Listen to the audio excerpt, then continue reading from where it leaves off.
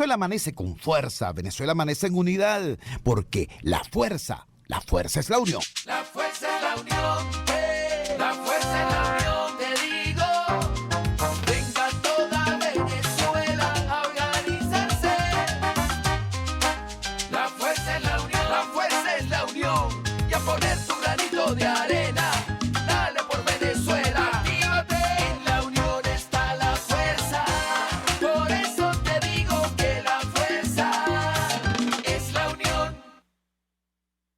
Muy buenos días, Venezuela. Bienvenidos justo con este espacio. La Fuerza de la Unión, una figura abierta de la sociedad democrática venezolana para compartir con todos ustedes, más allá de cualquier distingo puntual, partidista o ideológico, la angustia, la preocupación, la justa indignación por lo que ocurre en nuestro país, pero también la certeza, la confianza, la esperanza de que trabajando juntos, de que remando unidos en la misma dirección, seremos capaces de construir la Venezuela de trabajo y de respeto.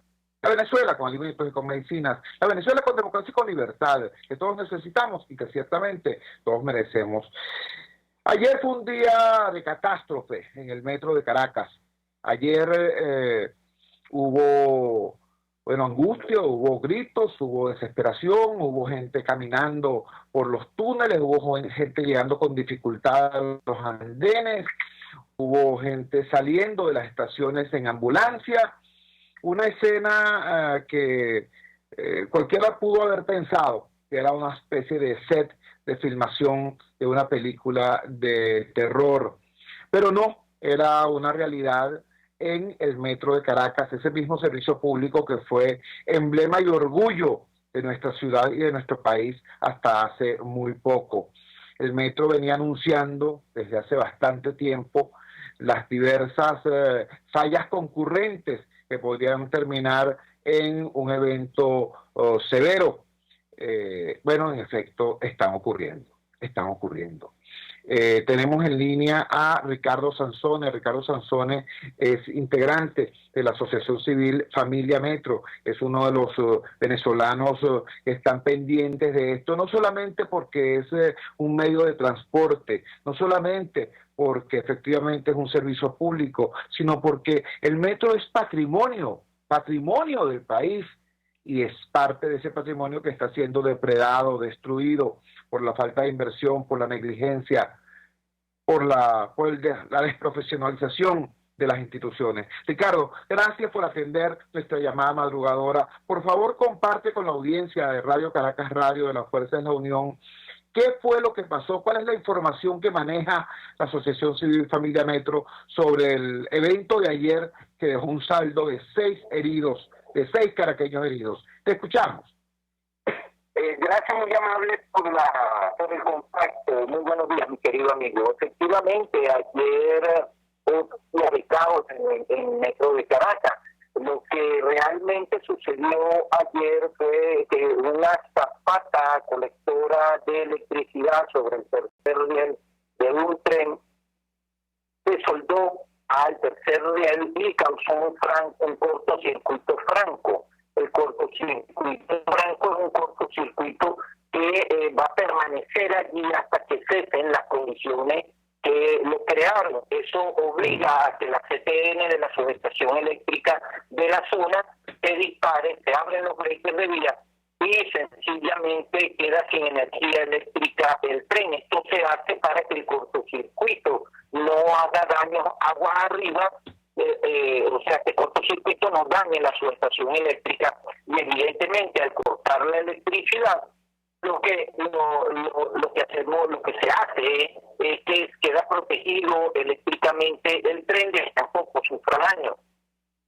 Además, eso significa que cualquier otro tren que esté en la zona tampoco va a recibir la energía eléctrica, y eso va a incidir en que se protege una inversión tan costosa como son los equipos de la Metrocaracas, los equipos eléctricos y el activo que son los trenes. ¿Qué sucedió después? Lo que sucedió es lo que hemos estado viendo de otras situaciones parecidas: una falta de coordinación, una falta de seguimiento de los procedimientos, una falta de la debida atención de la situación, y lo que aquí se impuso fue el trabajo más por uso y costumbre que realmente por los procedimientos que la empresa tiene desde que se creó. Valga la cacofonía, desde que se creó, han sido creados y han sido enseñados y fueron respetados. Perdona, estamos conversando con Ricardo Sanzones, integrante de la Asociación Civil Familia Metro, que nos está dando información valiosa sobre lo ocurrido ayer en el sistema Metro de Caracas, con saldo de 6 heridos. Y, por supuesto, una gran cantidad de gente afectada, conmocionada, golpeada en el transcurso de esta emergencia. Nos informa Ricardo Sanzones que se produjo un cortocircuito grave al fundirse la zapata del tercer riel, el riel que conduce la energía eléctrica, y eso disparó las medidas de seguridad automáticas que están allí, y eso dejó sin tracción a los trenes. Importante saber esto porque la mayoría de los medios que han dado información sobre esto hablan de un descarrilamiento, cosa que no es tal, o en todo caso es consecuencia de esto que nos está señalando Ricardo Sanzones. Ricardo, estás hablando de que desafortunadamente, posterior al evento, en la atención a las víctimas, en la atención a los ciudadanos, a los usuarios del sistema, no se siguieron los protocolos de actuación, los pasos seguidos, los procedimientos, sino la quinta república, ya vemos que lo que hacen los hijos. Bien. Los procedimientos técnicos previstos, sino lo que tú llamas usos y costumbres. ¿A qué se debe esto? ¿Por qué razón ayer los trabajadores del sistema Metro estaban casi tan desconcertados como los usuarios y víctimas? Sencillamente porque el personal operativo que está hoy en día al frente de las estaciones, al frente de la operación comercial, es personal que no está debidamente capacitado, y esa capacitación, además de que es muy superficial, sencillamente es una entrenamiento, es una capacitación que es llevada a cabo de manera muy superficial. Un proceso de entrenamiento de personal para el área más básica, que es estaciones, debe durar por lo menos entre 6 y 8 meses, y ahorita dura 45 días. En 45 días tú no puedes enseñarle a un personal lo que se tiene que enseñar en 6 meses. Entonces lo que aquí vemos es la carencia realmente de un proceso profesional de adiestramiento del personal. O sea que tenemos una doble afectación. Por un lado, la desinversión en materia de equipos, tanto material rodante como el resto del equipamiento del sistema, y el tema de la desinversión en capital humano. Te pregunto, Ricardo, estamos conversando con Ricardo Sanzones de la Asociación Civil Familia Metro. En las estimaciones de este grupo de ciudadanos de la Asociación Civil Familia Metro, ¿qué habría que hacer y en qué lapso sería posible una recuperación del sistema a sus niveles operativos, por lo menos de hace una década? No, ya no de cuando estaba en perfectas condiciones, pero por lo menos de hace una década. ¿Existe alguna estimación sobre eso? Mi querido amigo, lo primero y lo principal es que se debe abandonar la gerencia política. Se tiene que volver a una gerencia técnica. ¿Qué quiero decir con esto? Que se debe volver entonces a trabajar en lo que se necesita hacer y no en lo que políticamente se tiene que hacer. Tiene que trabajar una empresa técnica de manera técnica. Esto significa cambiar totalmente la forma de concebir el sistema, y hay que volver a lo técnico, hay que volver a las raíces. Hay que volver a hacer una inversión intensa en el capital humano, como bien lo dijiste tú, y la otra parte es volver a ganarse la confianza de los proveedores para que podamos tener aquellos repuestos y aquellas partes necesarias para comenzar a recuperar los activos, porque no son solo los trenes, son también las estaciones, son también las subestaciones, es la vía férrea. Entonces aquí tenemos los trenes, una parte muy simple, muy pequeña de todo lo que hay que hacer para recuperar el sistema. Y como bien lo dijiste tú, eso no va a ser de hoy para mañana ni de la que necesariamente hay que comenzarlo lo antes posible, porque cada día que se espere, cada día que se atrase en tomar las decisiones necesarias para rescatar el sistema, cada vez será peor la condición del sistema. Ricardo, te agradecemos vivamente que nos hayas regalado estos minutos en esta madrugada del jueves 12 de diciembre. Seguiremos muy pendientes de los estudios y de las opiniones de la Asociación Civil Familia Metro en relación a este servicio público fundamental de la capital de la República. Muy buenos días. Muy buenos días, gracias, muy amable por el contacto. Era Ricardo Sansone, de la Asociación Civil Familia Metro. Yo quiero cerrar este primer segmento del programa recordándoles a ustedes la cantidad de veces que han visto a través de sus teléfonos celulares, de sus computadoras o de sus tablets, videos donde trabajadores del Metro de Caracas, con el uniforme y las identificaciones del Metro de Caracas, en lugares como el patio de trenes allá en Propatria, ustedes los han visto practicando eso que llaman orden cerrado, practicando formación militar, ¿no? Y andar militar, marcha militar, y lanzando gritos y consignas, dándole saludo a el burócrata que tienen al frente y dándole vivas al presidente Maduro. Cuando usted vio eso, pudo darle desde indignación hasta risa, pero seguramente no comprendió que eso que usted estaba viendo ponía en peligro su vida, su propia vida, porque mientras los trabajadores del metro reciben entrenamiento militar y adoctrinamiento político, no están recibiendo la formación técnico-profesional necesaria para garantizar una operación eficiente del sistema, una operación segura del sistema, y un sistema que además es cada vez más peligroso por la desinversión, la falta de equipamiento, la obsolescencia de los equipos, ¿me entiende? Entonces, un sistema cada vez más difícil de manejar, más delicado de manejar, es operado por un recurso humano con cada vez menos formación. ¿Cómo se llama eso?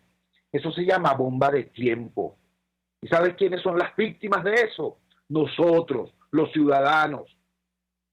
Por eso, cada vez que usted vea ese video o esas prácticas necias, ridículas, de politización de los servicios públicos, entienda que la víctima de eso es usted, porque los servicios públicos, las empresas de servicio, tienen que ser altamente profesionales, porque el impacto de su accionar es múltiple y de amplia escala, de muy amplia escala. Entonces, comprenda, lo que ocurrió ayer no es sino un síntoma de un proceso, el proceso, como dicen allá en Miraflores, el proceso de destrucción nacional que han llevado adelante con entusiasmo digno de mejor causa en los últimos 20 años. Eso fue lo que ocurrió ayer en el Metro de Caracas, y la ciudad tiene que alzar la voz, demandar, exigir, porque ayer fueron 6 heridos.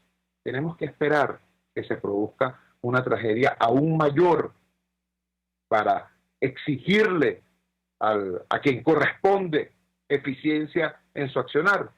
Muy grave lo ocurrido en el metro. Nos dice la gente de Efecto Cocuyo que el Metro de Caracas tardó 3 horas en informar sobre las fallas en este 11 de diciembre. 3 horas apenas en reaccionar, imagínense ustedes. Vamos a la siguiente pausa comercial y ya regresamos con muchísimo más de La Fuerza. La fuerza es la unión. Usted escucha Unidad, la fuerza es la unión, con Chuo Torrealba por RCR 750 AM.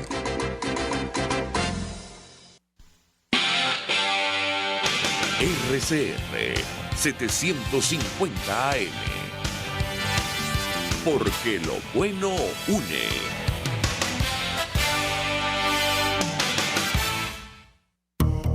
El doctor José Eduardo Troconis y sus especialistas invitados le ayudarán a obtener cada semana el secreto para mejorar su calidad de vida en RCR Salud. usted podrá comprobar la veracidad de las tradicionales técnicas y últimas tendencias que se divulgan acerca de la salud y la medicina en nuestra sociedad. Hay mucho más dedicación y hay mucho más experiencia. Tenemos las herramientas. RCR Salud, todos los domingos, a partir de las 10 de la mañana, por RCR 750 AM. Ellos sí que no saben nada. Y así nos va. El espacio donde se tocan los temas más candentes de interés político y nacional. Y así nos va. En este programa, la picardía y el humor inteligente son los protagonistas. Pura cabilla. Lara y Hernández descosen y revelan los secretos más oscuros del acontecer político. Y así nos va. De lunes a viernes a las 4 de la tarde. Por RCR 750 AM.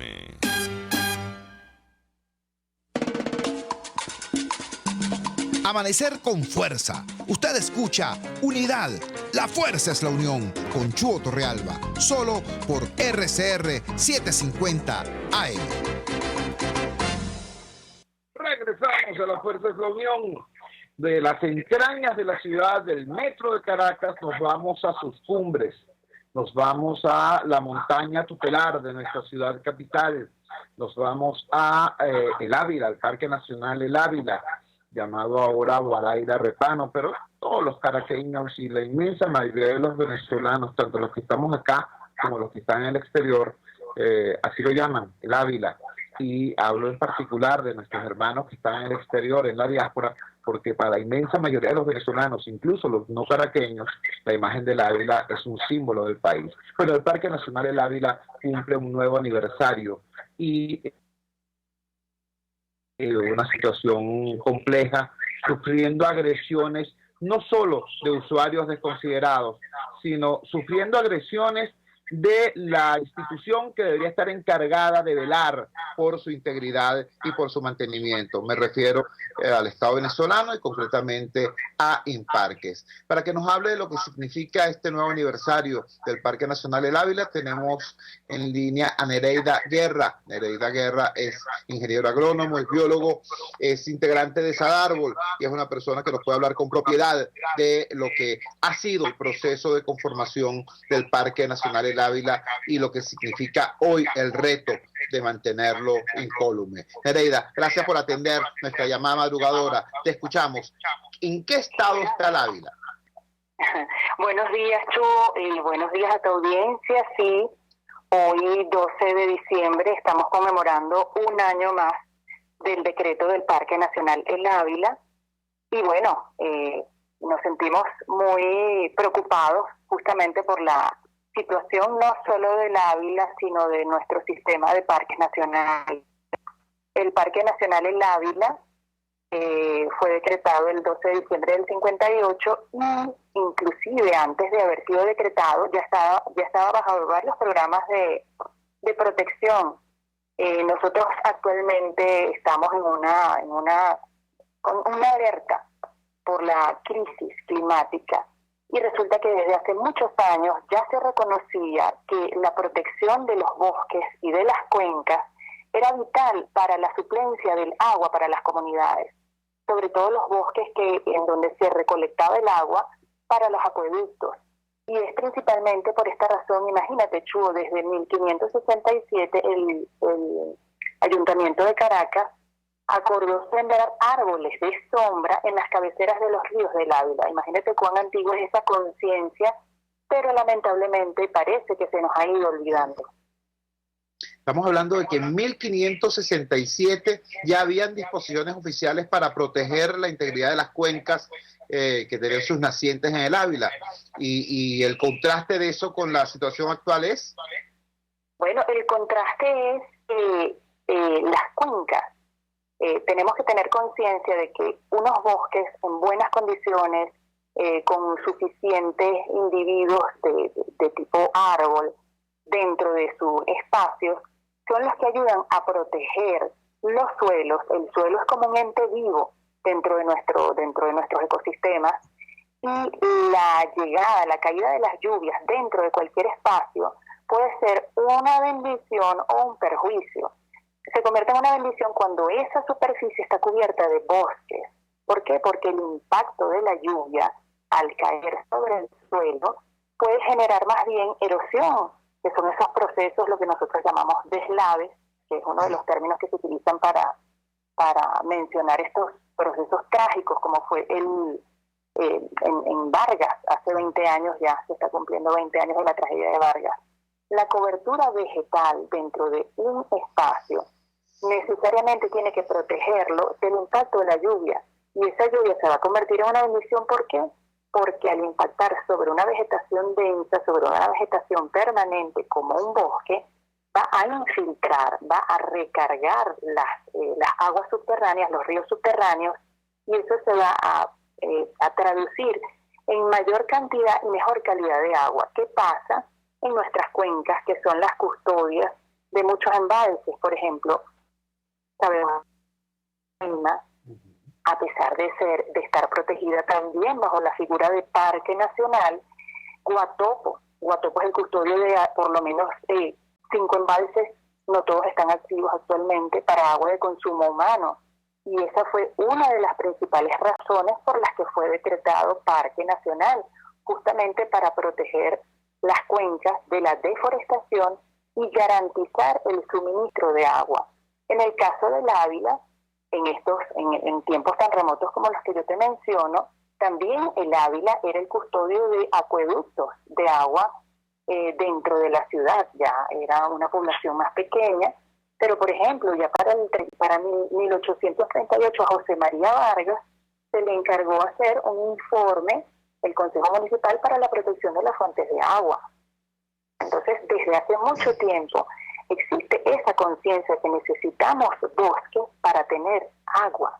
No hay ninguna tecnología, no hay ningún presupuesto que pueda sosteniblemente fabricar el agua potable o el agua necesaria para los procesos, tanto cotidianos como industriales, como domésticos, dentro de una población. Entonces, esta conciencia que debemos preservar nuestros bosques para nuestro beneficio y para todos los ecosistemas, no deberíamos perderla. Esta conciencia existía antes y es una de las principales razones por las que muchos parques, muchos espacios, muchas áreas protegidas fueron decretadas y fueron declaradas parques nacionales o, en algunos casos, áreas protegidas. Y bueno, hoy es nuestro Parque Nacional El Ávila el que está cumpliendo años, uno de los primeros parques decretados en democracia, porque Guatopo también fue decretado en el 58, pero el 5 de diciembre. Entonces son como unos parques morochos para los funcionarios más antiguos de Imparques, como por ejemplo el ingeniero José Rafael García, que fue el autor intelectual de todo este proyecto de la creación del Sistema Nacional de Parques, quien actualmente tiene 93 años, en condiciones de salud un poco reducidas, pero según él nos ha comentado, pues es la razón principal por la que muchos parques fueron decretados. Otros por valores escénicos, por ecosistemas únicos y este tipo de cosas. Pero en nuestro caso el Ávila es nuestro parque más emblemático porque lo tenemos enfrente en Caracas. Cualquier alteración que nosotros vemos, como las que estamos viendo actualmente, la podemos percibir. Los incendios también nos impresionan mucho y de hecho es uno de los parques nacionales en los cuales en su momento... Aló. Tenemos problemas en la comunicación con Nereida Guerra. Nereida Guerra es ingeniero agrónomo, es biólogo y es integrante de Salárbol. Nos estaba explicando la importancia del Parque Nacional El Ávila y de cómo el Parque Nacional El Ávila forma parte del Sistema Nacional de Parques Nacionales, Monumentos Naturales y Áreas bajo régimen de Administración Especial ABRAE. Yo agradeciendo, se nos cayó la comunicación, agradezco su aporte. Quiero recordarles, desafortunadamente no pude preguntarle sobre la vertiente sur de El Ávila, la que vemos los caraqueños. La vertiente norte es la que da hacia el Mar Caribe, la que da hacia el estado Vargas, pero en la vertiente sur nosotros podemos advertir hoy heridas en el rostro del Ávila como aquellas que pudimos observar hace 20 años cuando la tragedia, unas especies de zarpazos de un tigre gigantesco sobre la corteza de la montaña. Esta vez no ha habido deslave, esta vez no ha habido lluvia, no ha habido terremoto tampoco. La tragedia que está generando estas cicatrices en el Ávila, la tragedia se llama gobierno, se llama régimen, se llama manejo inadecuado del parque, se llama construcciones ilegales, permitidas o estimuladas por quienes deberían proteger la montaña. Quiero decirlo con absoluta firmeza, como ciudadano, como caraqueño, como usuario y amante del Parque Nacional El Ávila. Mientras este régimen inmoral y corrupto persigue y hostiga a los habitantes autóctonos del Ávila, por ejemplo, a la población de Galipán, mientras hacen eso, por otro lado, desarrollan prácticas inadecuadas, como las que podemos observar los caraqueños cuando subimos, por ejemplo, por la avenida principal de Mari Pérez de cara al Ávila, justamente en la ruta que da a la estación del teleférico, y vemos una especie de gigantesca seta abierta en el rostro de la montaña.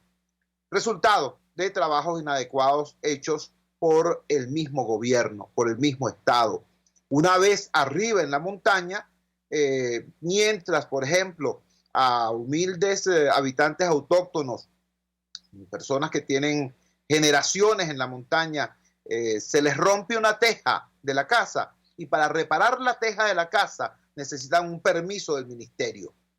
Si no, no pueden hacerlo, por ley, porque es Parque Nacional.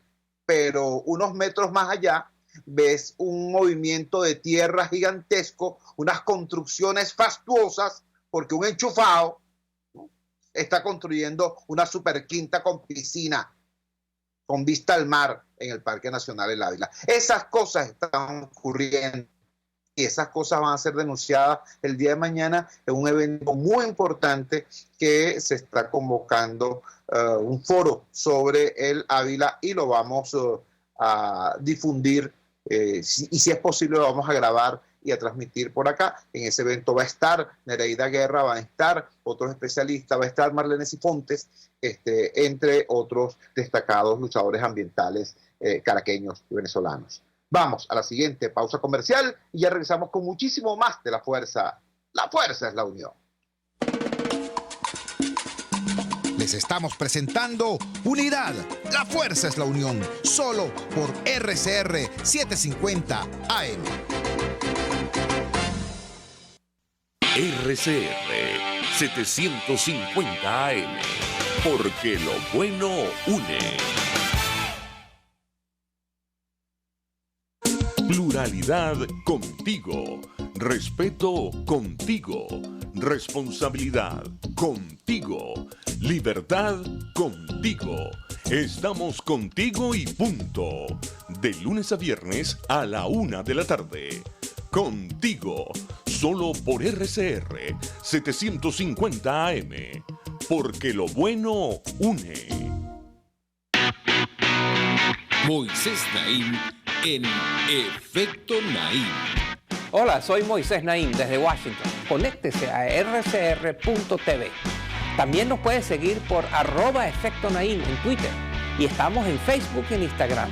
Y no olvide que puede disfrutar todos los contenidos del programa cuando usted quiera, suscribiéndose a nuestro canal de YouTube. Nos vemos en la radio. Los miércoles y viernes a las 7 de la noche. Solo por RCR 750 AM. Opinión, ideas en debate. Usted escucha a Chuo Torrealba en Unidad. La fuerza es la unión por RCR. Regresamos a La Fuerza es la Unión. Hemos hecho un paneo por los dolores y afecciones de esta ciudad. Empezamos en las entrañas de Caracas, en el sistema metro de Caracas, donde ocurrió un evento desafortunado en el día de ayer, con saldo de 6 heridos y una gran cantidad de gente golpeada, asustada, angustiada, en medio de una situación que tan grave como la emergencia fue el mal manejo de la misma.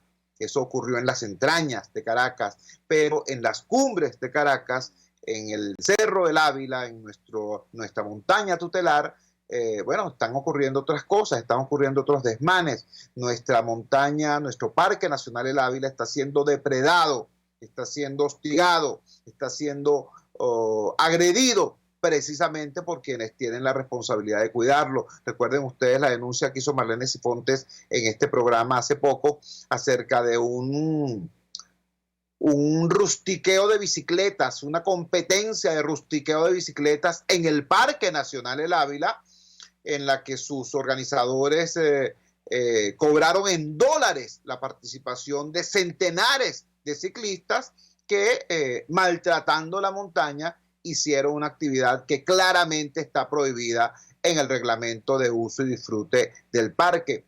Repito, ese reglamento fue violado de manera absolutamente despiadada con la bendición de Imparque. Bueno, igualito lo que pasó en el fulano concierto ese, donde hubo hasta muertos, y a estas alturas no se tiene noticia de responsabilidades sobre ello. Eso ocurrió en el Parque del Este, que también es responsabilidad de Imparque. ¿Qué te puedo decir? Bueno, de ese tema saltamos al tema político.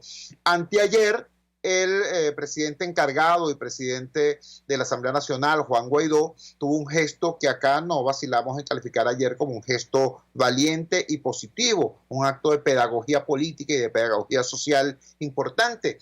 Juan Guaidó llamó públicamente a la rectificación y a la reunificación de la oposición del campo democrático venezolano. Repito, ayer consideramos esto y lo dijimos públicamente como un acto positivo. Ayer, eso ocurrió hace 2 días, ayer el presidente Guaidó emitió nuevas declaraciones en las que prácticamente insinúa que la reunificación debe ser para seguir en la misma agenda que durante el año 2019 no se pudo concretar, no logró sus objetivos y generó ciertamente frustración y malestar en amplios sectores de la comunidad nacional y específicamente del pueblo opositor. Entonces no se entiende muy bien de qué se habla cuando se habla de rectificación, pero se mantienen los elementos fundamentales de la línea que en el año 2019 no lo... Buscando una reflexión lúcida a propósito de esto, consultamos la opinión calificada de Ricardo Sucre Heredia. Ricardo Sucre Heredia es politólogo, es comunicador social y es un investigador acucioso de la realidad política venezolana. Escuchemos lo que ahora más temprano sobre este tema nos dijo Ricardo Sucre Heredia.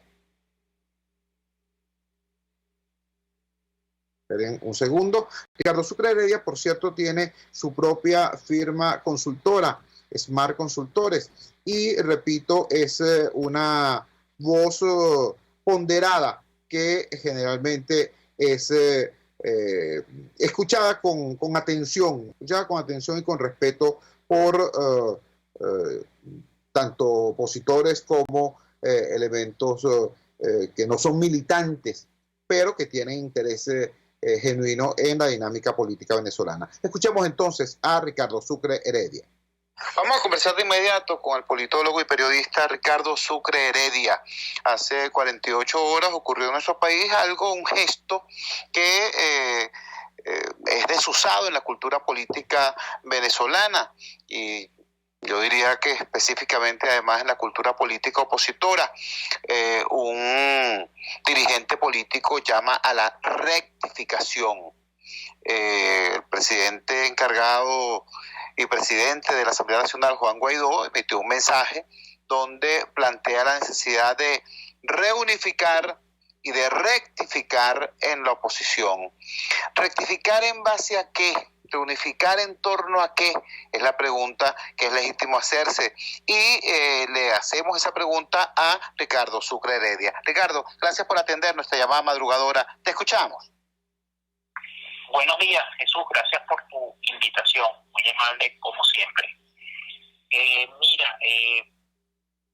La rectificación tendría que ser, a mi modo de ver, sobre la estrategia, pues la estrategia global que ha seguido la oposición, yo diría desde hace ya bastante tiempo, pero vamos a decir, desde que Guaidó asumió en enero del 2019, la estrategia es la del quiebre, se mantiene la estrategia del quiebre, que consiste en provocar, sea por la vía de un hecho de fuerza, sea por la dinámica del propio gobierno, ahora por las sanciones, una situación de crisis dentro del gobierno. Eso en teoría va a producir un quiebre entre unos funcionarios o unas personas del gobierno, unos moderados, otros radicales, y eso va a llevar o a que Maduro negocie su salida o a que se vaya, pues tipo Evo Morales, pues una situación parecida. Esa estrategia no ha funcionado, no funcionó, hay que recordar que eso se pensó que el mismo 23 de enero eso funcionaría, que automáticamente pues al Guaidó juramentarse ya ocurriría el quiebre militar, se pensó por allí, luego con el tema de la ayuda humanitaria, luego con el tema de las sanciones. Entonces la rectificación tendría que ser sobre eso, es decir, sentarse a pensar, si esta es nuestra estrategia, ¿por qué no ha funcionado? Teniendo el apoyo de no sé cuántos países, teniendo sanciones, teniendo el apoyo de los Estados Unidos, teniendo estatutos, teniendo la Asamblea Nacional, teniendo un apoyo en la opinión pública. Es donde yo vería la rectificación. Y la reunificación sí la veo más complicada porque en la oposición siento que tradicionalmente, al menos tradicionalmente, pudiéramos decir desde el año 14, ¿no? Desde el año, quizás desde las elecciones del 2012, se vio, o más, al menos yo lo vi, quizás hay dos estrategias, pues clásicas, ¿no? O básicas. La estrategia que acabamos de hablar, la estrategia del quiebre, y otra estrategia que plantea, es la acumulación de fuerzas, es construir capacidades de abajo hacia arriba, tejido social, ir dando las peleas parciales para entonces llegar a la gran batalla o la gran pelea. Y yo sí siento que esas dos opciones no se pueden unir, siento que no ha sido posible. Entonces la reunificación tendría que ser o sobre los grupos que comparten. Guaidó entonces tendría que definir, voy a mantener esta ruta, la voy a evaluar sobre los grupos que comparten, o una reunificación que sea vamos a decir parcial, parcial en qué sentido, en que abra como un marco de discusión, como una especie de convención de la oposición, y se someta a escucha, a las críticas, a los planteamientos, aunque al final no vaya a salir la reunificación de toda la oposición, que la veo ahorita difícil. Pues hay más grupos, está el grupo Guaidó, pero está el grupo Machado, está el grupo Falcón, está el grupo Fermín, Copey, están lo que llamamos los grupos fácticos, poderes fácticos, pues Gary Cristian Granco, Cecilia Sousa Gómez, una serie de cosas que yo veo difícil. Entonces, pero si es abrir la discusión, en el sentido de valorar al menos la estrategia, yo creo que ahí sí se pudiera darse como un debate mucho más amplio. Así vería la rectificación, la reunificación. Estamos conversando con el politólogo Ricardo Sucre Heredia, politólogo y periodista. Ricardo Sucre Heredia nos está dando su valoración de lo que podrían ser los rumbos posibles de la rectificación y la reunificación planteadas como necesarias por el presidente encargado y presidente de la Asamblea Nacional, Juan Guaidó. Quisiera incorporar un elemento más, Ricardo, al análisis que tiene que ver con el peso del factor internacional en la ecuación de la construcción de la política de la oposición venezolana desde hace ya bastante tiempo, no por intromisión de los actores internacionales, sino por búsqueda y solicitud de los dirigentes políticos criollos, de los dirigentes políticos locales. Ha tenido cada vez más peso el papel de la llamada comunidad internacional, y específicamente dentro de la comunidad internacional, Estados Unidos en concreto y la Casa Blanca en particular. ¿Qué posibilidades ves tú de que haya una rectificación y una reunificación de los actores políticos locales de la oposición, sin que eso implique también un replanteamiento de la relación con estos aliados internacionales y por supuesto entre ellos el más protuberante que serían los Estados Unidos. Oye, honestamente lo veo difícil, porque es que el gran problema que yo le veo a la oposición es decir, bueno, ¿qué tiene? ¿Qué puede hacer? ¿Con qué? Un problema que había superado en enero parcialmente, lo tiene ahorita. Bueno, ¿qué fuerza tiene? Y realmente, ¿qué activos tiene? Vamos a decirlo en términos, ¿cuáles son sus cañones? Entonces, ese es el problema que yo veo, es decir, cómo el riesgo que ellos percibo es que quede desdibujada en 2020, porque no tiene la fuerza, y por los actores externos, que quizás el decisivo aquí son los Estados Unidos, por lo que dijo Pompeo, la visión que tiene, me da la impresión que ahorita es una visión a mediano y largo plazo. Es decir, los ejemplos que utilizó Pompeo en su discurso, por ejemplo, bueno, la neto bueno, son 40 años, y habló de Checo son 30 años, y habló de Heineken en Alemania, son 20 años. Es decir, la impresión que uno tiene es que, bueno, Estados Unidos dice, caramba, esto no es de 1 año, 2 años, 3 años. Entonces el gran problema que yo veo en la oposición, bueno, ¿qué tiene al final del día? O sea, sí, tiene un reconocimiento, pero bueno, los países no han ido más allá, el gobierno está allí. Entonces, la reunificación también internacional, yo creo que tendría que pasar ahorita al menos, porque la oposición defina una agenda y defina cómo los países pueden ayudarles. Siento que en este caso los Estados Unidos, que es el socio más fuerte, pero también siento que como que no que ha abandonado, pero siento que dice, bueno, vamos a ver qué hace esa gente, vamos a ver qué plantean. Entonces yo siento que tienen que plantear también una agenda, es la agenda de Oslo, es la agenda de la Unión Europea, es insistir otra vez en la vía de las sanciones, porque eso va a producir el quiebre, que creo que es la apuesta en donde está toda la oposición, la gran mayoría con matices, pero creo que toda la oposición gira alrededor de eso, y eso complica más el problema. Entonces yo siento que internacionalmente, bueno, los países ven, dirán, bueno, vamos a ver qué hace esa gente, pero ya no siento tampoco esa fuerza. No creo que digan, dejamos de respaldar a Guaidó, pero tampoco siento que, vamos a decir, digan, bueno,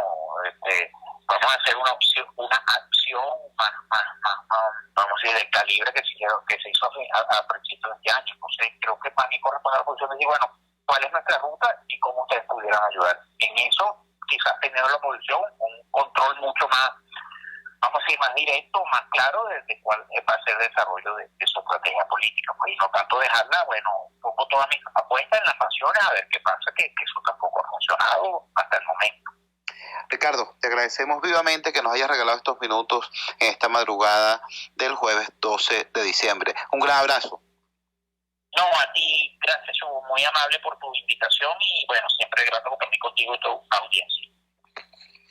Fue la entrevista que ahora más temprana le hicimos a Ricardo Sucre Heredia. Vamos a la siguiente pausa comercial y ya regresamos con muchísimo más de La Fuerza. La fuerza es la unión.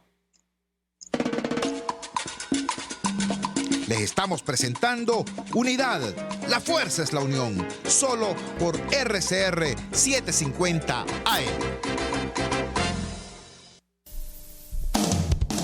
RCR 750 AM. Porque lo bueno une.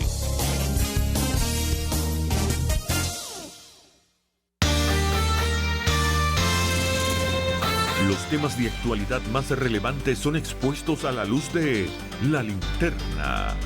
Diego Bautista Urbaneja le invita a formar parte de este ameno espacio de charla y análisis con una buena taza de café y al son de buena música.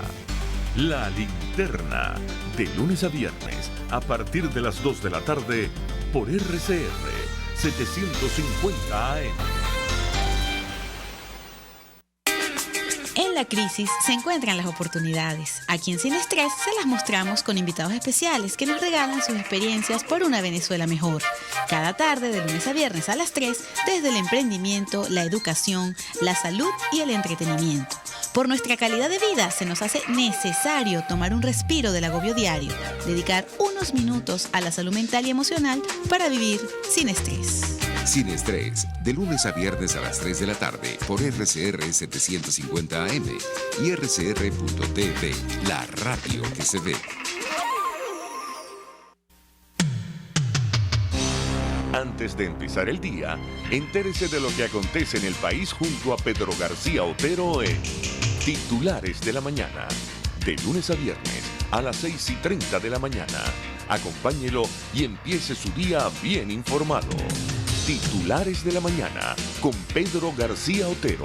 Solo por RCR 750 AM. Porque lo bueno une.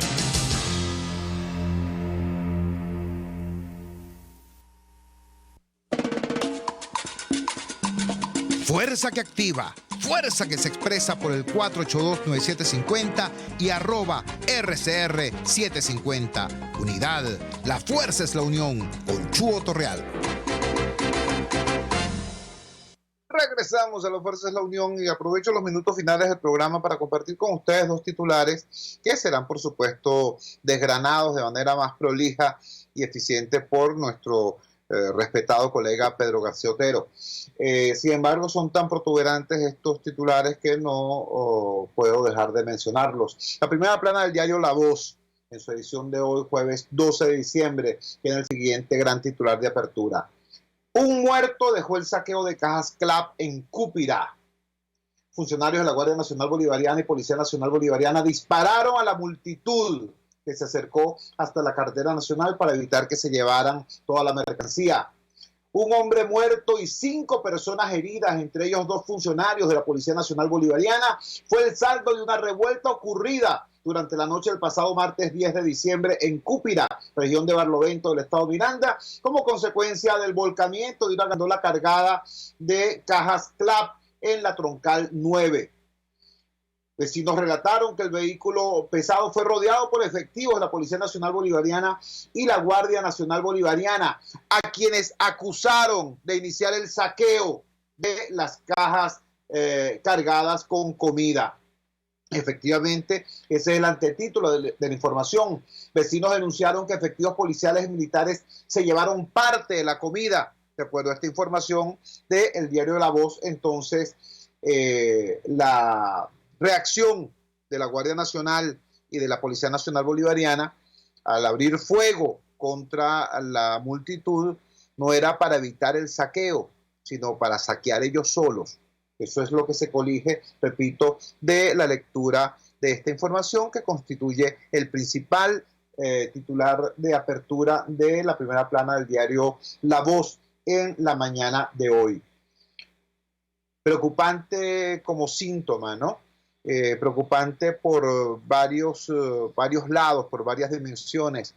En primer lugar, una ya conocida, basta que cualquier vehículo cargado con alimentos o con insumos de cualquier naturaleza tenga un accidente en cualquier carretera del país para que se transforme en miel que atrae a las moscas, ¿no?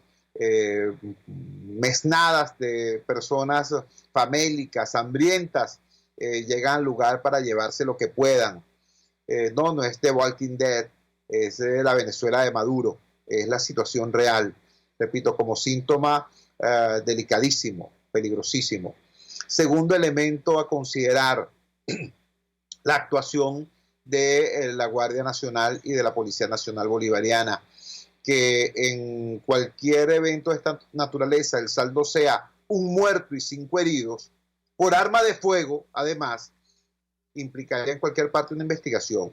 En cualquier parte, pues. De cuando acá, para el control de manifestaciones se utiliza, es legal, es legítimo utilizar bala para repeler a personas que no tenían armas, lo que tenían era hambre, ¿no? Hambre y falta de escrúpulos, ¿no? Porque yo debo insistir, el saqueo no es protesta, el saqueo es otra cosa. Yo jamás apoyaré ese tipo de circunstancias, como tampoco apoyo que sencillamente se recurra al homicidio para intentar detener ese tipo de situaciones. Y finalmente lo que denuncian los vecinos, ¿no?